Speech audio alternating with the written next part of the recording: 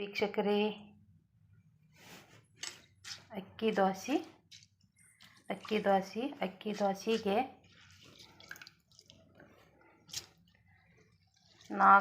5 glass ಅಕ್ಕಿ ತೊಗೊಂಡಿನಿ.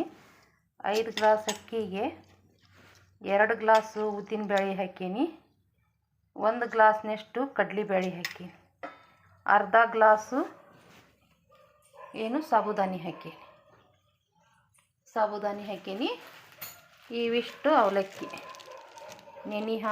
ತಿರುವ ಮುಂದೆ ನೆನೆ ಹಾಕಿ ತಿರುಗಬೇಕು. ಅಕ್ಕಿಗೆ ಬೆಳಿಗ್ಗೆನ ನೆನೆ ಹಾಕಿದ್ದೆ. ಬೆಳಿಗ್ಗೆ ನೆನೆ ಹಾಕಿ ರಾತ್ರಿ ರುಬ್ಬಿಟ್ಟು ಇಡ್ತೇನೆ. ಈಗ ರುಬ್ಬಿಟ್ಟೆ ಅಂದ್ರೆ ಬೆಳಗ್ಗೆ ಮುಂಜಾನೆ ಏನಾಗ್ತತಿ, ಅದು ಹಿಟ್ಟು ಉಬ್ಬಿ ಬರ್ತತಿ. ರಾತ್ರಿ ಉಪ್ಪು ಹಾಕೋಂಗಿಲ್ಲ, ತಿನ್ನೋ ಸೋಡಾನು ಹಾಕೋಂಗಿಲ್ಲ. ನಾನು ಬೆಳಿಗ್ಗೆ ಮಾಡಬೇಕಾದ್ರೆ ತಿನ್ನೋ ಸೋಡಾ ಉಪ್ಪು ಹಾಕ್ತೀನಿ. ಎಷ್ಟು ಬೇಕು ನೋಡಿ ಅಷ್ಟು ಹಿಟ್ಟಿಗೆ ಉಪ್ಪು ತಿನ್ನೋ ಸೋಡಾ ಹಾಕ್ತೀನಿ. ಉಳ್ಕಿದು ಫ್ರಿಜ್ನಾಗ ತೆಗೆದಿಡ್ತೀನಿ.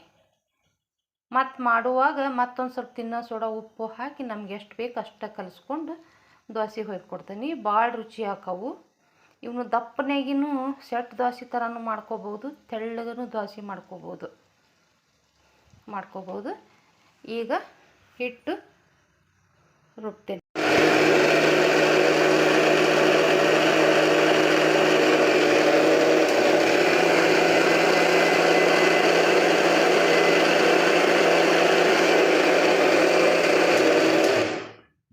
ಸ್ವಲ್ಪ ಹಿಟ್ಟನ್ನ ಸಣ್ಣಗೆ ರುಬ್ಕೋಬೇಕು.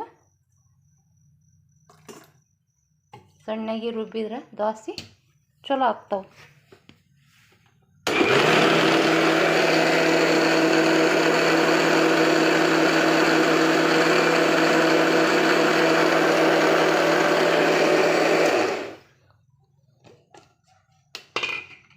ಹಿಟ್ಟು ಈ ಹದಕ್ಕೆ ಬರಬೇಕು.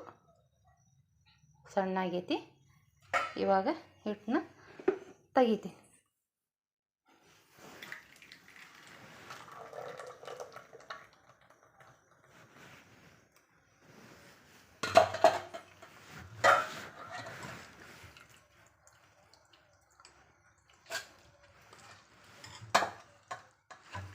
ಇದೇ ಥರ ಎಲ್ಲ ಹಿಟ್ಟನ್ನು ರುಬ್ಬಿ ಬಾಯಿ ಮುಚ್ಚಿ ಇಟ್ಕೋಬೇಕು.